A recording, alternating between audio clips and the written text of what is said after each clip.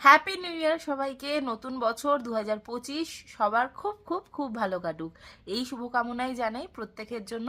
আর নতুন বছরটাকে আরো ভালো করতে হবে। যে কোনো অসহায় মানুষ, অসহায় প্রাণী, প্রত্যেকের পাশে থাকতে হবে।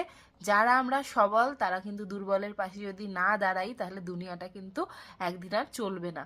তাই আমরা যতটা পারবো ততটা চেষ্টা করব মানুষ এবং অসহায় পশু পাখিদের পাশে থাকার।